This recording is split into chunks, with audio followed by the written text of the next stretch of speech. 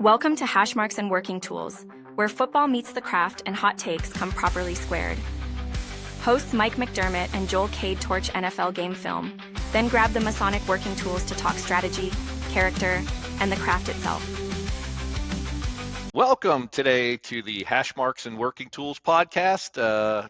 I am your host, Mike McDermott, with co-host Joel Cade, and I also have today our special guest, Paul Bathgate. Everybody. Wow, coming out hot. Coming in hot. What do you expect from a Browns fan? By the way, this is Joel Cade talking, so you can identify the voice. Yeah, I'm the Browns fan. And Paul, what team do you represent here with the NFL? I'm a Bengals fan. All right. Paul Bathgate, for those of you who cannot see my face right now. And then Mike, you're what fan? What team do you rep? That would be Steelers. So I've been a Steelers fan for my entire life and have enjoyed watching lots of great games. Yeah, I was just thinking if we got Brian Wilson on this podcast, we'd have the entire AFC North. We'd have the entire AFC North. Yeah. We could go at it. Yeah, that'd be great. Absolutely. All four of us. Sharing our misery. Yeah. It was a miserable division this year. Well, let me introduce this episode. So I came up with an episode. Actually, all three of us, we kind of mind meld this thing, and we came up with a Super Bowl experience. Everything has an illusion. So that's going to be sort of our topic for today. I think we should just jump right into the Super Bowl. What'd you guys think of the Super Bowl? I mean, Mike, I sent you a meme, so you kind of have an idea of what I'm about. But what did you think, Paul? What was your thoughts on the game? I was trying to so about halfway, maybe 3/4 of the game, I was trying to figure out the last time, if any, the kicker won the Super Bowl MVP. It was not, just my own personal opinion, it was not an entertaining Super Bowl. So it just looked like it looked like both quarterbacks were a little bit off. I was surprised that New England didn't run the ball a little bit more. Next. I mean, the problem with Seattle is that's a strong team, right? And can Seattle repeat? Yeah, it's possible. I think they were strong on all different angles, especially defense, obviously. Yeah. I'll jump in and I'll say this. I was watching this game with my son. I always watch games with my kids, at least my oldest son. And he's sitting there on his phone, fast and furious. I'm like, what's going on? He's like, Dad, we've seen this game. I'm like, it is kind of like watching a Browns game, isn't it? You got two good defenses out there, or at least one good defense with the Browns, and you got their offense that's just absolutely atrocious because you have zero quarterback play. And then the other team, it's a close game to halftime, and then ends up being a blowout by the end of the fourth quarter. Like, this is a Browns game. Like, so what are you doing? And he's like, well, I'm making bets. I'm like, what are you making bets on? He's like, I'm making bets that every time the Patriots get the ball, they're going to punt. Like, if this truly is a Browns game, which this was like watching the Browns play a game. I've seen this game watching the Super Bowl. He's like, I'll make some money off this. Dude makes almost $200 just on bets that the Patriots are going to punt. Good for him. He's like, I'm cashing in on this Super Bowl because otherwise I've seen this game so many times. I'm sick of watching it, so I'm gonna make some money. He got $200 in bets just on betting the Patriots are going to punt.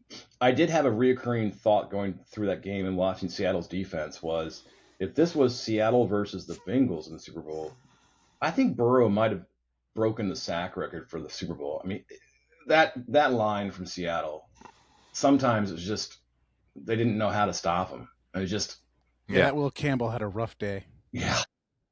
The left tackle. He looked like Cam Robinson out there. The Browns left tackle. Why is he out there? Oh yeah. Like why is he there? How many times did Drake May finally get sacked? 7. 7 times. 7 times. He was tied for the most sacks in a Super Bowl. Oh. And then there was actually in the game in the fourth quarter there was an 8th sack, but the play was called back because there was an offsides. Did you notice as the game got closer to the end, all of a sudden the flags started to come out?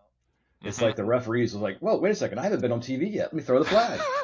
Did you notice that? Like, there was 3/4 of the way through the game, there was one flag, and then the last 5 minutes there were 4. I think it was. Yeah. Okay. And that's funny because that's usually when the NFL tells its officials to stop throwing flags is the 2 minutes, which is why everything crazy goes on in the last 2 minutes because they don't want to be in the middle of a controversy for the outcome of a game. So you got players out there holding, grabbing, pushing off. Nobody's getting called anything because the officials don't want to be in the middle of it all. So it's interesting to see that come out at that time frame. Yeah. I did kind of feel for the Patriots. Bengals were in that game not that long ago, and if there wasn't a holding penalty, Bengals could be Super Bowl champions. And you think, oh, okay, well, we'll be back next year. Nope. I mean, sometimes you think, oh, we're going to do this every year, and that could be your one shot you have in life. I think if Drake May continues to play the way Drake May plays, that will be their one chance. I mean, I sent you that meme, Mike, and I'll just repeat it here. The Patriots in the playoffs had a worse points per drive expectation than the Cleveland Browns did in the year they went 0-16. Like, that's how bad their offense was. Drake May was completely overwhelmed and completely overmatched the entire playoffs. Yeah. I venture to say that that's probably the worst team to ever make the Super Bowl in Super Bowl history. And I think if somebody really delved into it, I bet that could be proven.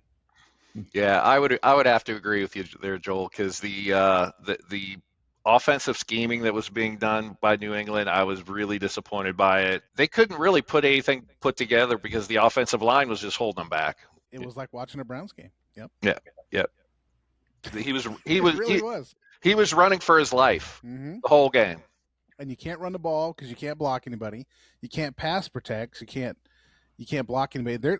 Seattle's just coming with 4. They're not even blitzing. Right. They're coming with 4, and they're getting that much pressure against 5 offensive linemen. Drake May had no chance, but at the same time of it, Drake May is holding on to the ball. He's not reading his keys. He's not. He was completely overwhelmed. And and at that point, Seattle makes you one-dimensional. And if you get one-dimensional, you're going to get behind like they did, and then you're going to have to throw it. And you might as well wave the white flag. Was it Drake May had a bad day, or Seattle's defense had a good day? I think Seattle just reminded us all of who Drake May really is. Defense wins championships, man.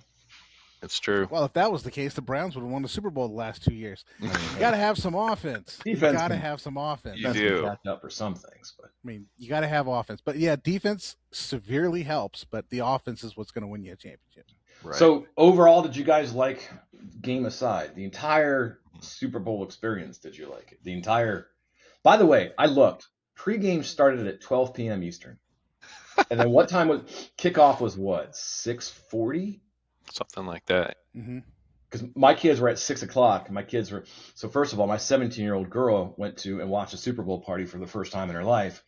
She came back and said, like, "Dad, I don't watch a lot of football, but that seemed really boring." And I was like, "Yeah, wasn't really."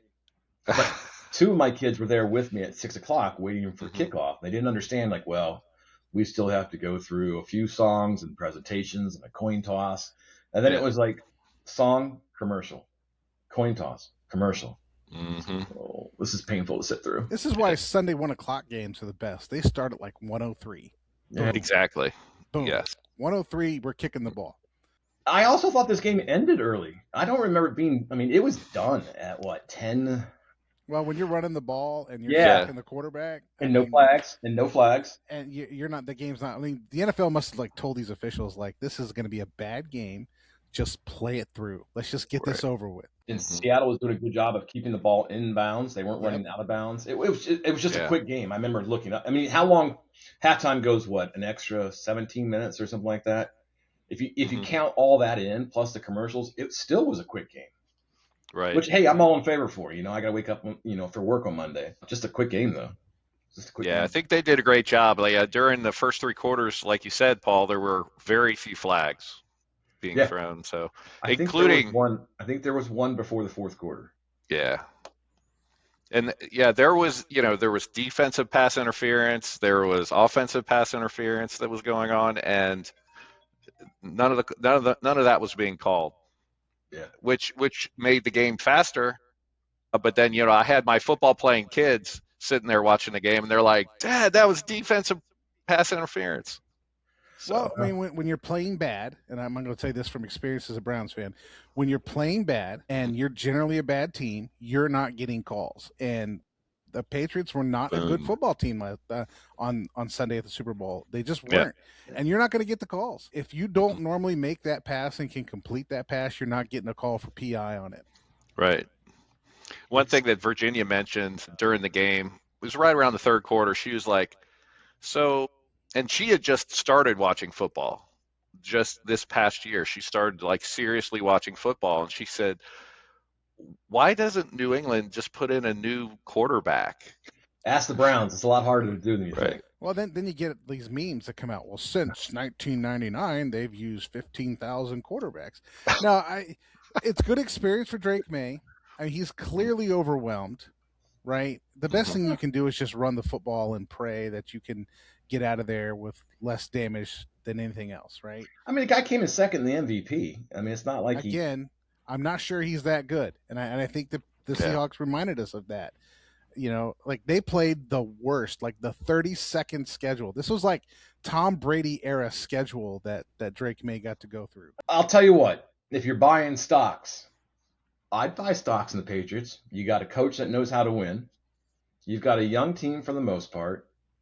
You have an owner who's willing to do what it takes to win. If I were to say, hey, who's going to be back first, the Bengals or the Patriots, I probably have to go Patriots. The Bengals, I mean, you know, look, I came on this podcast ready to rip because last podcast Joel said the Bengals were the most dysfunctional organization in the NFL. And I'm thinking, this coming from the guy whose team signed Deshaun Watson. Okay, whatever. And we can talk about this all day if you want. I really do think though, I'd put my money on the Patriots to be back in the next 5-6 years before a lot of other teams. Now, I think the key to what you said there is the wants to win. And I think that's the key to my statement last time. But this is the year where you had so many teams come, you know, look at Buffalo and look at the Ravens, you know, how many close games they had that they lost by, you know, literally, pardon the cliche, inches. Does that happen again next year? Does Buffalo? So you got to walk that gauntlet just to get to the Super Bowl. But I feel pretty comfortable saying, hey, I wouldn't walk away with my head low if I'm the Patriots. You got a pretty good future. No, I agree with you. I think I would agree with you that they have the best opportunity to win in the future. Drake May was not ready this year, and I think his schedule inflated his ability. And next year he's getting a first place schedule, which means he'll play the first place teams of every division. And I think that's going to be enlightening for him next year. And I'm not sure he's going to be an MVP candidate again. You know who had a light schedule and had so many lucky plays were the Bears. I watched almost every Bears game this year. I don't know why. I like punishment. But like Caleb Williams, right? Everybody's like, oh my God, there were so many games he got so lucky. I mean, just so lucky. And think about how close they came to advancing in the Super Bowl. It's just not advancing in the Super Bowl, but it's just like you were saying, a lot of it's luck. Yeah, so the Bears, you know, they had that thing where like they would just play like garbage in the first half and then try to come back and win in the second half. And that only lasts for so long because you need that luck factor. Yeah, and that's what the Bears were doing. I don't know why Caleb Williams is one quarterback in the first half and another quarterback in the second half, but they need to figure that out up there. That's what they drafted him for. Be a second half quarterback and play like crap in the first half. Even in college, he had some games where they had no business being in that game, and fourth quarter comes around and he just turns into Harry Houdini, brother. But it's the same brother players, Houdini, by the way, brother Houdini. It's the same players, right? Like, how do you play that bad in the first half and not in the second half? I would credit some coaches for making adjustments in the second half for that second half comeback. I mean, Ben Johnson's probably doing a really good job up there. They need to do a little bit better job of game planning. Yeah. In Chicago. You know what's cool about the NFL, though? If you look at the importance of a coach, of all the four major sports, is coaching the most important in the NFL? You bring in Vrabel, and all of a sudden they have the biggest turnaround. I think to win in the NFL, you have to have an effective coach and an effective quarterback. More than any sport, I'd say. Because I think you put a manager – look, I think I could take the LA Dodgers to the World Series. If you name me as the skipper for the Los Angeles Dodgers, Paul doesn't know I'm a Dodger fan, by the way, so just keep going. Hey, trust me. I told you, Joel, I went out there last summer. I fell in love with the stadium, the people. That was a great experience. But that team is so stacked, it doesn't matter who the manager is. And I think the Dodgers do a good job of finding players that are fundamentally sound players. And if you watch the Dodgers play, like in the World Series, why did the Dodgers beat the Blue Jays? People, the Blue Jays are the better team. Well, the Dodgers played a fundamentally better brand of baseball than the Blue Jays did, and that's because their manager. I mean, look, case in point. I know you're giving me that little weird look there, Paul. If that runner on third base, right? We're talking about the Blue Jays. If they'd have scored, the runner got thrown out at home, and if he'd have scored, they'd have won the World Series, right? The infield is playing in. The third baseman is nowhere near the base, and this guy is 2 steps off the base. Yeah. If he's taking a lead commensurate with what the defense was giving him, maybe 4 or 5 steps, which would have been an easy lead to take and keep, he scores and they win the World Series. That's fundamental baseball. Right. Yeah, that's what the Dodgers do really, really well that other teams don't. They also sign their names on the checks very, very well, and it helps if you can afford a $500 bajillion team to have those players to make those plays in the first place. Well, I agree. Baseball's broken, and I agree with that too. I'm a baseball fanatic. It is my number one sport. I learned how to read. My dad would have me read Hal McCoy's Reds update in the Dayton Daily News every day. That's how I learned how to read. Baseball's broken. I'm sorry. Yeah. We're getting off topic here. Let's get back to football.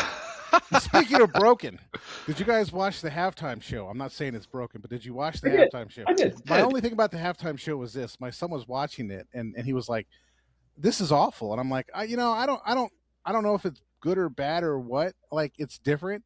He was like, "What was that year that lady jumped off the top of the stadium?" And I was like, "That was Lady Gaga. And she was tremendous that year."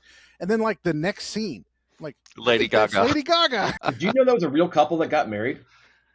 Yeah, I saw that and I thought that's gonna be fake. And then my wife comes back, "Oh yeah, they really got married." Apparently, did you read the story? They mailed Bad Bunny an invitation. Yeah, apparently they invited him to the wedding and he couldn't come, so he had him get married in the Super Bowl. Yep. It was a true story. Yeah, crazy stuff. Let's make a little Freemasonry analogy here. All right. Let's start it off with the halftime show in Freemasonry. When it comes to sports in general, I don't want to talk about politics, and I don't want to talk about religion. I just want to enjoy the game. And for some reason, the Super Bowl halftime commercial in the last, 5-7 years has become a very politicized. It doesn't matter. You're going to make somebody very upset. You can have the Rolling Stones and somebody's going to be upset. And I think what the NFL does with their halftime shows is they try to mix it up, right? I mean, one year they'll have a rock and roll, the next year they'll have rap. I mean, they kind of mix it up. This year's, I think they tried to hit a demographic. Okay, great. Which, by the way, incredibly popular. I'm 51 years old. It wasn't for me. Was it entertaining? I mean, did I watch it? Oh, hell yeah, I watched it. I watched it just to see what was going, what's going to happen. Because every year something happens during halftime. Yeah. I watched it from start to finish. I thought, did I walk away upset or angry? No, it's a halftime show. Good Lord. There's people starving in the world. And we're upset about a halftime show. I think you properly framed that, Paul. Now, so before we were having this podcast, I was, watching the game and thinking about this podcast coming up. I did start, for those of you listening to this, our inspection was supposed to be last month. It got delayed because of bad weather. The lodge, under the Grand Lodge of Ohio, each lodge has to have an inspection every year. And ours was supposed to be 2 weeks ago. Now it's pushed to May, I guess. Mm-hmm. And I was thinking about the preparation and the rehearsals and the timings and all the hoopla that goes not only into the halftime show, but the Super Bowl itself. And I'm sure after the halftime show, just like our inspection, some people walk away going, pretty awesome.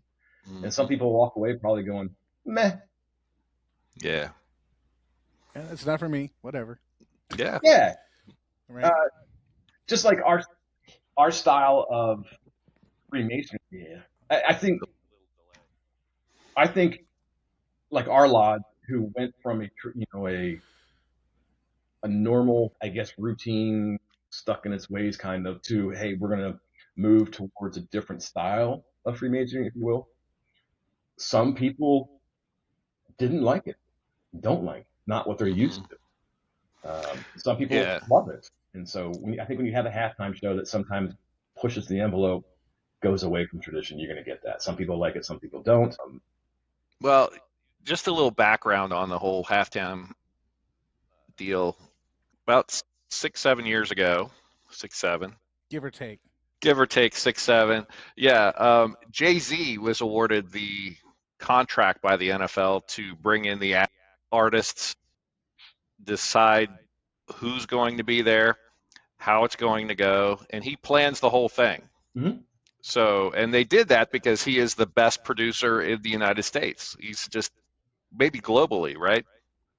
And so I think that integration with Jay-Z, instead of just going in and just kind of lopping on artists, that's caused an issue and some, Well, he doubled down. social problems. He Yeah. doubled. So when the initial criticism came out about Bad Bunny, he doubled down and said, "Oh, you don't like that? I'm gonna have Green Day open." Yeah. And everybody knew what Green Day was going to come out with. He doubled down. Mm-hmm. Is it a deal with him or is it with Apple Music? I can't remember, but yeah, it was okay. It was, what's the saying? Any publicity is good publicity. Absolutely. I'll jump in on this and just say this.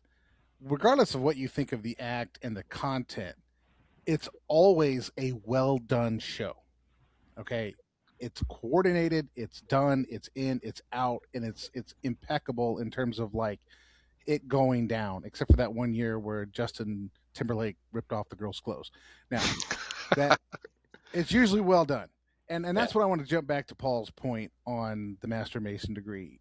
It may not be for you, but it's done well, right? We have a standard at our lodge that says we're going to uphold to this standard, and this is who we are, and we're not going to fall below this standard. And it's always important to safeguard that standard of we want to function and we want it to look a certain way, be a certain way. We want it memorized. We want this done, that done, this done. And okay, you do it up to the standard, then it becomes a matter of taste, a matter of, do I like this? Do I not like this? But it's not a question of, did we do it well or did we not do it well? I mean, whatever you think of Bad Bunny, it was a well done production. You also, with just similar, just kind of make this correlation here, tied together here. You also, it seems like the Super Bowl, every year it's different. Like what, people flying through the air or pyrotechnics or bringing in surprise singers, whatever it might be. Each year is a little bit different. And I wonder if the artists themselves think, okay, well, how can I top last year?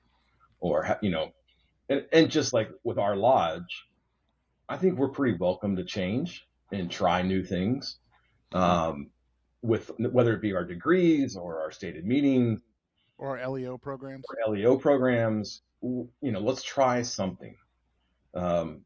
Jeff Crutney's best line is, you're only doing a good job as worshipful master if you tick off a past master.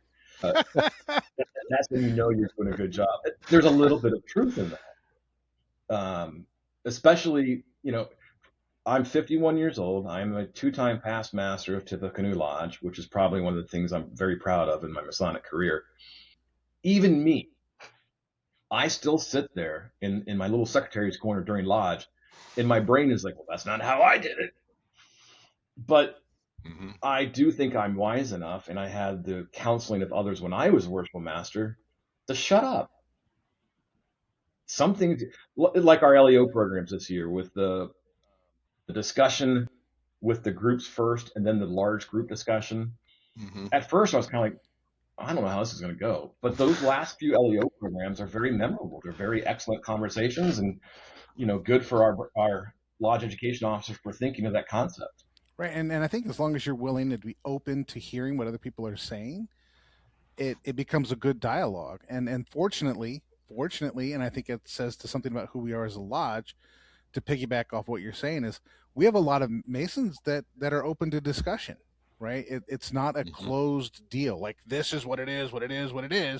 But a lot of people are still open to, let me explore this from a different angle, or let me think about this from a different perspective. I mean, Cole brought up something about guarding the gate in terms of people coming into the lodge, how people knock at the door to get into the lodge, right? And he said something I thought, we don't want to do that. But I mean, I wanted to hear what he had to say and why he wanted to say it. And then I, as a social worker, very politely said, you might not want to meet people in public one-on-one alone, just because, we don't really know who we're dealing with. Yeah. Let me jump back here when we were talking about the planning for this episode. We were talking about the Super Bowl.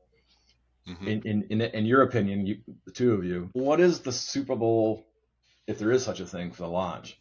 Because Well, go ahead, Mike. yeah. No, I mean, I think it's just football itself, right? So, like, I really kind of think that the illusion there is like the Super Bowl is just like our lodge because we have so many actors in lodge in uniform and performing certain duties, and we have that all over in football, right? You have the players in the uniforms.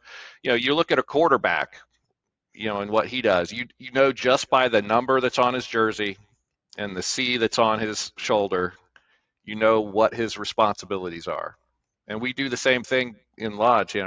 I can just look at the jewels and I know exactly what your responsibility is. Joel? So I didn't, honestly, I'm gonna lie. I'm gonna be honest. I haven't given much thought to this, other than to say that my because I became a Mason in 23. I actually looked this up, right? So I'm coming up on year 3 here in March of actually being initiated and entered apprentice, much less anything else. So I would say, on a more personal note, my kind of favorite experience in the lodge so far has one been the Master Mason degree and going through that and trying to integrate the lessons of that. But more than that, believe it or not, I am just kind of a thinker. Like, I studied philosophy and love to talk about philosophy. You can see philosophy on the shelf behind me, right? So I particularly enjoyed the Fellowcraft lecture because to me that was like why I joined Masonry, because that kind of outlines for you. I mean, I know it was an attempt to encapsulate all of human knowledge at one time when the lecture itself was written, but we live in a different world than that now. But Mm-hmm. it's the program of what you're supposed to do and what you're supposed to be as a Mason, and how you progress to become a better person. And that all needs unpacking. But when I heard that lecture, I was like, yeah, this makes sense. This is So why I joined Masonry right here. it's inspection season in Ohio, and so all the lodges getting ready for the inspection. I think a lot of people you ask, I'll bet you, I would love it. They're going to say, "Oh, well, our inspection is the Super Bowl for our lodge," and it drives me bananas. Like, is the inspection there? Is the inspection for the lodge? Because remember, there's a brother getting a degree that night, isn't it? Mhm. His night. I could tell you when I was worshipful master, I would probably get more nervous or wanted to do my absolute best was an EA, an entered apprentice degree, because it was this individual's first time ever being in he becomes a brother. And that degree, I used to always tell everybody, please keep, stop the sideline discussion, shut up, because yeah, you've seen the EA degree 400 times, but this is this guy's first time. Mm-hmm. And I used to always make sure that the EA degree, I think I was more prepared for that than I was for any. I always try to, I tried every degree, but the EAs especially, I wanted to make sure that guy, that brother, that was my Super Bowl, and so we would have multiple Super Bowls during the year. And my second would be the Master Mason degree, just because that's my favorite degree, and that takes a lot, like the Super Bowl, that takes a lot of planning, participation. There's a lot more ritual involved in the Master Mason degree, if you will. Mm-hmm. To me, the Super Bowl is anytime we do an EA degree, I kind of get a little juiced up for it. It's really important because all these, if Bob Z is listening, I'm sorry. The inspection, yes, it's your chance to show off the lodge. But if you read into the history of why we have inspection, if you go back to the Grand Lodge proceedings from like 1940-ish, somewhere around there, they would have, basically the ritual started getting way out of whack.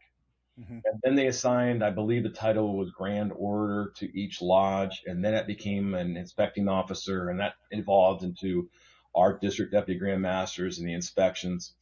And I think I've told you the first written notice, or the first written writing in our Grand Lodge proceedings of our lodge, Tippecanoe Lodge, is the inspecting officer came and saw that somebody had an illegal cipher, and the inspecting officer said, "You got to give that up." And the guy said, "No."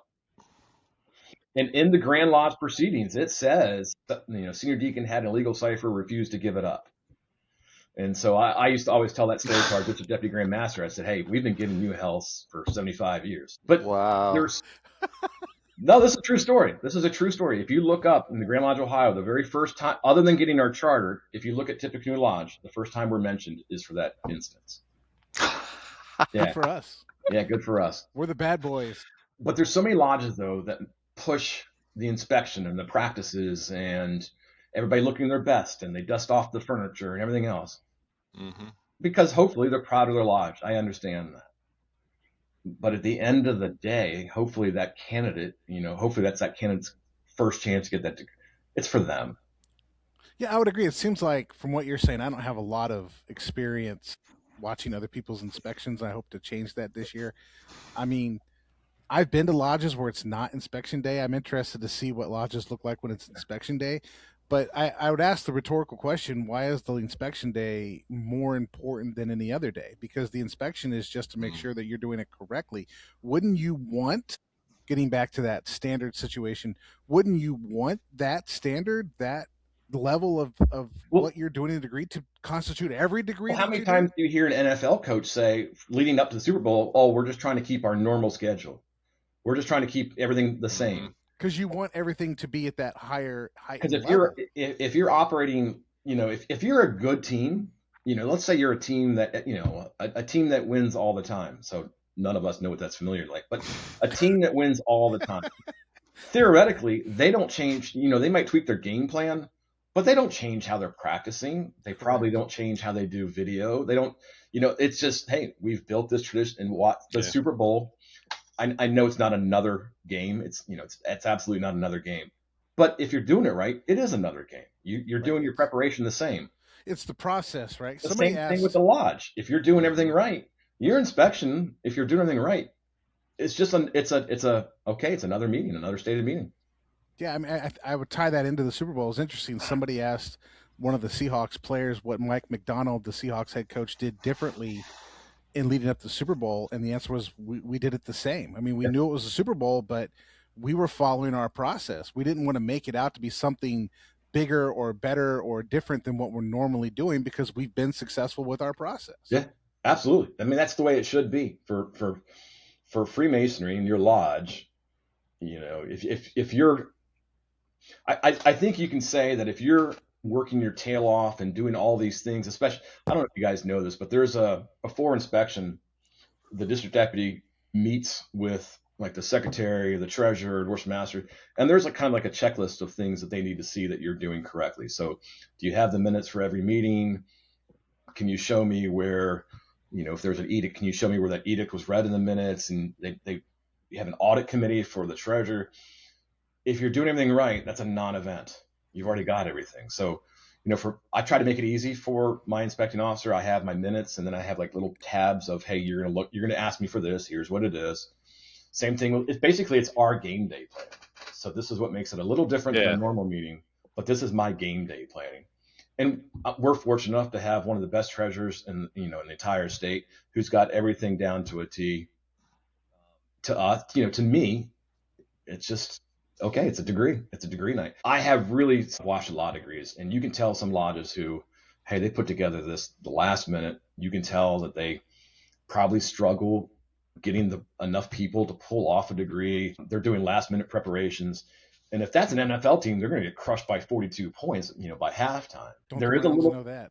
Yeah, and it's funny too. There's I can remember there's some good coaches who, when they meet with a team for the first day of camp and they show the schedule for the remainder of the year, they plan all the way through leaving Super Bowl, right? Right. They have it planned and everything, and it's like, well, my team might be one of the worst NFL teams. If I'm a coach, though, here's my schedule. Here's the Super Bowl weekend, and here's where we're going to stay. And it's like, that shows your team, like, hey, we're planning long term here. We're here to win. We're here to set some things up for excellence. If you're a worshipful master getting ready to take over the East, you better plan your entire year out. And so when it is your inspection, to you, you've already, okay, I've already got that covered. That's, and again, if it was me as worshipful master, I'm more worried about, hey, is my candidate set up? Has he had the right mentoring leading into the degree? Mm-hmm. Now, don't get me wrong. The inspection is a very important event for the lodge to probably showcase what it does. I kind of like the degrees when we have visiting brothers from outside the district who aren't familiar with how Tippecanoe does degrees. And so that gives them some exposure to see it and maybe steal some ideas. Hopefully, You come away from our lodge and you steal a couple ideas and you try to implement those in your lodge. I'll shut up, but one of my favorite stories is when our lodge changed things over. Okay, we were like a lot of lodges in the world. We were low in attendance. We had the electric light bulbs. We didn't have the music during the degrees. We didn't have the lights that we have now. None of that. That's Right. how Brother Zach came into Freemasonry. Fast forward, he becomes my senior deacon for my first term in our inspection. And we had the Master Mason degree for our inspection. I mean, we had a packed house. And it was our first time showing our experience. And so it's one of the very few times I've ever been to an inspection where everybody applauded at the end. That's how it was just, it was chef's kiss. Everything was fantastic. And I noticed that, we're closing up. I know Zach was kind of, I wouldn't say distraught, but I could tell something in his face was, something's bugging him or something. And he looks at me and he goes, "That's the degree that I wish I had." Oh, yeah. And I thought, we're doing that right. We're doing it right. Go back to the NFL parallel. It takes a lot of planning. And it takes a lot of coordination to make sure that everything's operating in the right cadence. Yeah. Mike, you want to jump in on this before I do? I think that's perfect. I think what you just described, Paul, is perfect, and I 100% agree. The inspection process itself, I don't know as much as you do, clearly, on the inspection process on how it goes. But yeah, I've seen how our lodge has grown and really became much more efficient at doing things. Everyone feels more comfortable doing the degree work. It's much more comfortable. It's not rushed. Yeah. Everyone speaks purposefully, and that's really been a big thing for me, in watching the degree work, whether or not it's an inspection or not. I would say, Paul, to this, I like what you're saying about lodge leadership as a whole, and comparing this to the NFL. There is an unending set of literature on leadership from NFL coaches. I mean, I love to read it, and it's a great kind of like segue to get guys to read about leadership. And this was, I mean, I think maybe 2 years ago, I said, "Hey, let's I got some books, we can put it in a Masonic library." And this is literally what I was thinking about, like leadership, business books on leadership and processes, and this is how this works. I mean, I've probably read 15 books on leadership, from Urban Meyer to Nick Saban to Bill Belichick.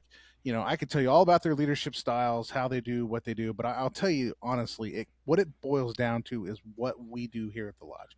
You have a standard that you have to hold yourself to, and it's the responsibility of the worshipful master to hold that standard, right? You have to hold that standard. And if you can hold that standard, then it becomes about the process. What's our process that gets us to that standard? And that is all over like leadership literature from NFL coaches. And it works not just in football teams, but it works in lodges, it works in businesses, it works in social work. It works anywhere you want to put it. You also have to be willing to be coached, right? So if you're messing up the line, there's still one of my funniest. I'm assuming we can say it. Just say it. Upon the step, okay? Do guard. For years, I was saying under the step. And so during that same inspection I'm telling you about, the same inspection where I was all proud and happy, like a gentleman who I look up to incredibly, he's a member of Franklin Lodge. He kind of pulls me aside after the degree. "Hey, Paul, nice job, man. Awesome inspection. Hey, by the way, it's upon the step, not under the step. You're not stepping on top of anything." And I was like, crap, he's right. Wow. But you have to be willing to, like, okay, hey, this dude's pulling me aside and saying, "Hey, I got one word incorrect." There was not a single bone in my body that was upset about it. And I think, honestly, going back to those LEO discussions, I hope that that's what those discussions, foster in our lodge. It's a sense of, hey, I got to be open to understanding things differently and hearing other people tell me things. and not be so stuck in my ways that, this is what it means to make good men better, blah, blah, blah, blah, blah. But you have to be open to hearing other people's opinions and saying, okay, well, maybe I could rethink the way I do things. We've all been coached or been coaches, and so I don't know who coined the term criticize in private, praise in public. I don't know who coined that. Very similar to Lodge. Mm-hmm. You can't just shout out in the middle of the degree or the middle of the meeting like, Senior Warden, that word's wrong. No. Whisper counsel, brother. Whisper counsel. And so there is a way to, just like there's a way to coach, there's a way to teach an officer, hey, this word is this word or this phrase, or hey, by the way, you need to do this. There's definitely a way to do that. And there's a way to do it right. And there's absolutely a way to do it wrong. Mm-hmm. And just like if you've got a running back who doesn't know how to block, if you pull him aside in the middle of a game like the Super Bowl and you're seeing him on the sideline screaming at him, is that the right thing to do? I don't know. Probably not. Probably not the look you want. Probably not the look sure. Or will it get you the response you want? Or is it like, hey, if I'm let's say an announcer could say like, oh, that's just a hard coach there, right there, and blah blah blah. Okay, fair argument. There also might be a free agent running back who's watching the game and says, I would never want to play for a coach like that. Mm. So you got to, I think there is, just like you have to be open to be coached, you also have to know how to coach somebody. Mm-hmm. And man, I tell you what, in the last 10 years in our lodge, I've seen some right ways and some wrong ways. And man, if you do it wrong, it really can turn a brother away. Let's say you've got a junior steward and somebody's screaming in their ear about, the food was cold. That junior steward is probably going to have zero desire to move up in the line, or they're just going to get deflated.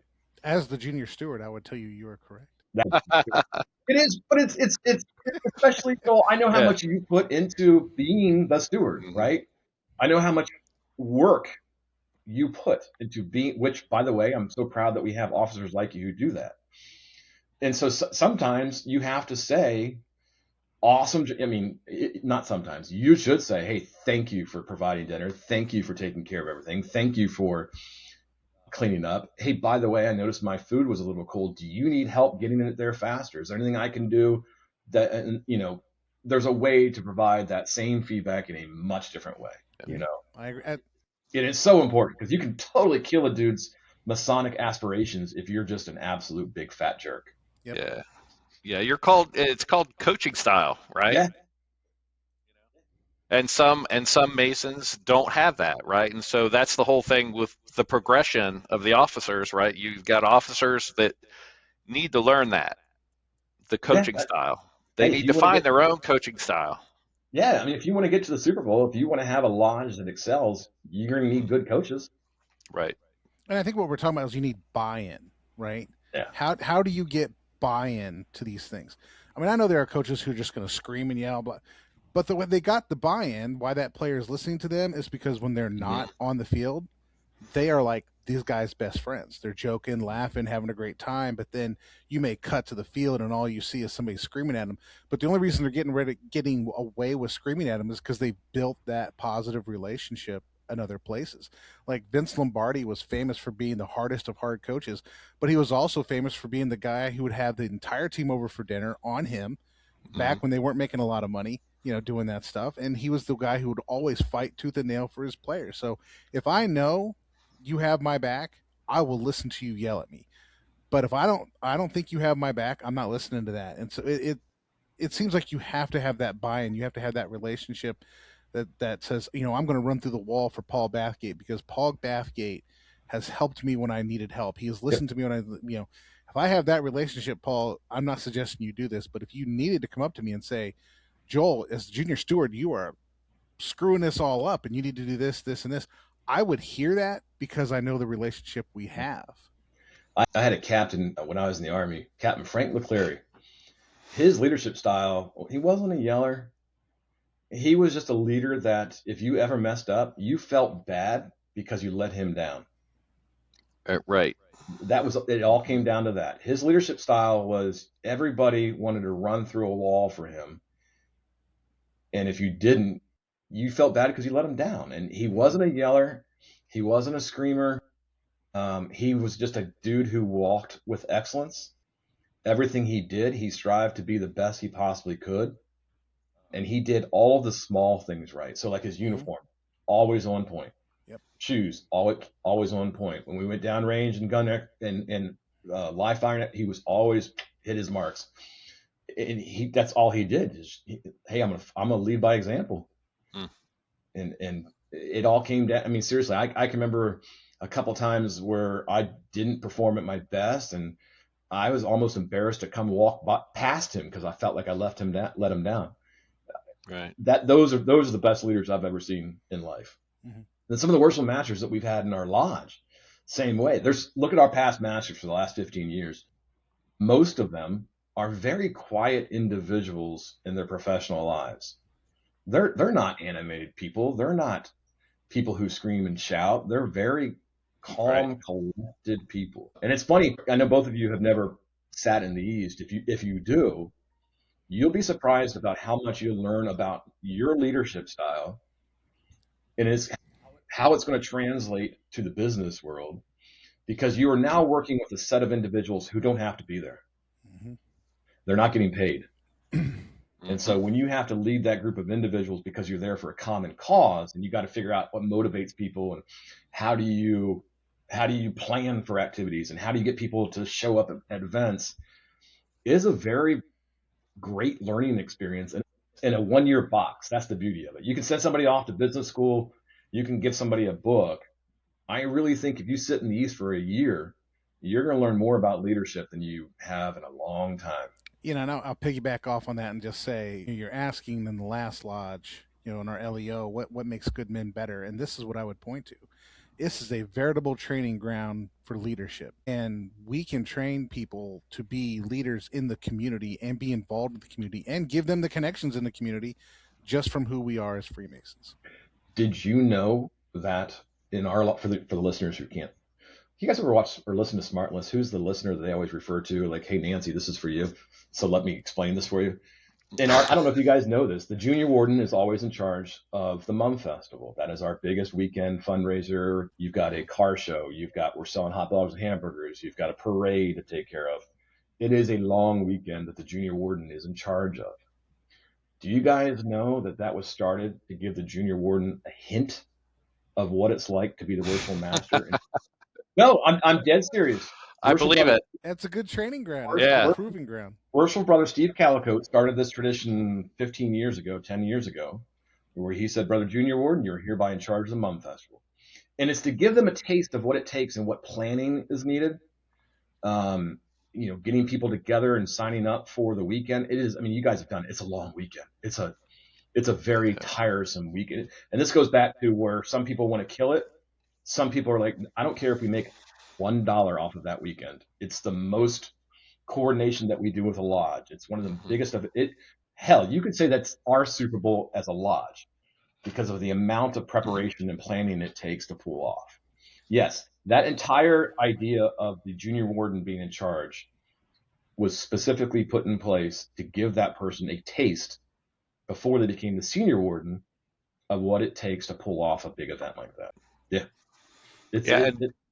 And doing it with unpaid volunteers, right? Which is totally different than doing it with employees, right? Because an employee comes and they expect to get paid, and they have a certain level of skill and capability, and they know what they should be doing. Same with the football players on the football field, right? Yeah. The coach expects, we're paying you, you should know how to do your job, and you should go out and do it. That's a different type of leadership style than doing it with volunteers. Yep. And if your lodge wants to reach the Super Bowl, you better have every piece in place. That's right. Well, Paul, we are coming up at the end of our podcast. Hey, this has been fun, guys. I appreciate it. Long-time listener, first-time caller. This has been a pleasure. So, if we invited you again, would you want to come? Yeah. Would you give us 5 stars? I'll give you 5-star review. Perfect. No, I love the concept, guys. Good conversation, and both of you guys know more about football than I do, so it's always it's always a treat listening to you guys. Even though both of you root for the enemy, I still respect. It's more like a fraternal rivalry than enemy, except for the Ravens. Like, I think all of us can get along because we're all in the same area and we all have the general same kind of sense of who we are as people in the Midwest. But then you get over to Baltimore and they're a completely different kind of people, and I just don't think they fit. Mike, you know why I don't like the Steelers? Why is that, Paul? Because growing up, the Steelers always beat the Bengals. It's like Mike Tomlin. It's like Mike Tomlin. I wish he was my coach. Well, here's your chance. Yeah, here's your chance. Go for it. Google Zach Taylor and what he did for the Cincinnati Beats reporter who's lost his wife. He paid for the entire memorial service. Wow. Classy dude. Awesome. Classy dude. That's all right, guys. Right there. Thanks for the opportunity. It's been a lot of fun. Thanks, Paul. Thanks, Joel. And thanks, everyone, for listening to the Hash Marks and Working Tools podcast. Woohoo. Talk to you soon. See ya. Bye. Thank you for listening to the Hash Marks and Working Tools podcast with Mike McDermott and Joel Cade. This podcast is sponsored by Bashfu Digital Marketing.